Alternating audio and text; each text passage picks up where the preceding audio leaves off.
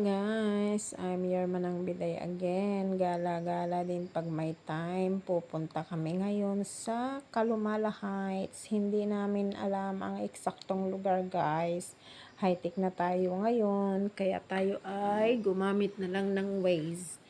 Yung driver ay magaling sa Waze, kaya nag-Waze na lang kami. Basta ang alam ko, hindi ako pamilyar sa lugar. Alam ko ay lampas pa ng Taal nung makarating kami dun guys. Ang hirap ng parkingan. Ang daming tao.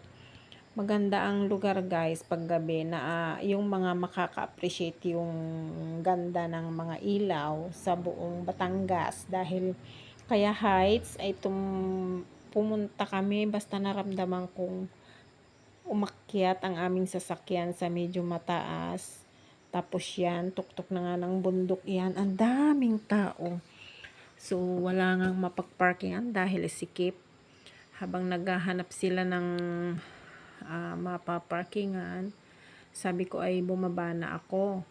Habang naghahanap sila, ako yung naglakad-lakad. Pero ako yung sumunod pa din sa kanila guys sa sasakyan.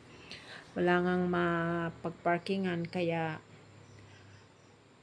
pumunta kami sa baba ulit ng paanan ng bundok. Doon na namin ipinark ang aming sasakyan. Lakad na lang kami paakyat dyan sa bundok sa Kalumala Heights. At kitang-kita nga ang ilaw guys ng buong Batangas City na maganda paggabi. Ayan, habang nagpa-park sila, ako ay nagbibideo na.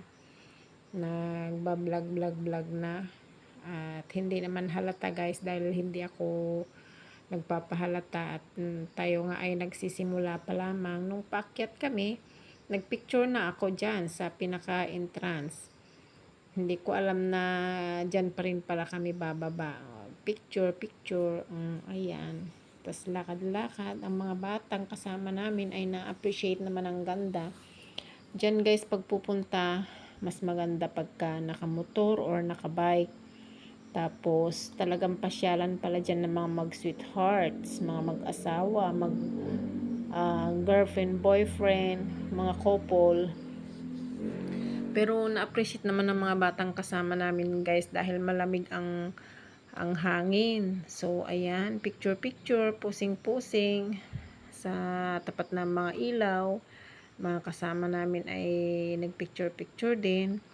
Tapos, wala namang nagtitinda ng pagkain dyan guys. Kaya maya-maya, nung makapagpicturan ay nagyakag ng isa't isang umuwi na. So, lakad ulit. Pababa. Ang daming tao guys dyan. Mataas yan pero maganda ang lugar. So, uwian na kami. Dahil gumagabi na rin. Pababa na ulit. Ang mga bata ay gusto pang maghanap ng gagamba. Hindi naman makita at madilim nga sa paibaba. Hindi naman kami napagod guys dahil ang sarap ng simoy ng hangin, presko. Daming tao, mga mag-uuwian na din. Buti nga't maganda ang panahon nung pumunta kami dyan guys, kaya na-enjoy namin. Kitang-kita yung ilaw na ang Batangas City. So, nandyan na nga kami sa babang iyan. Diyan ipinarking ang sasakyan namin. At syempre, doon pa rin kami lumabas sa pinasukan kanina. Another picture, another posing. Yun lang.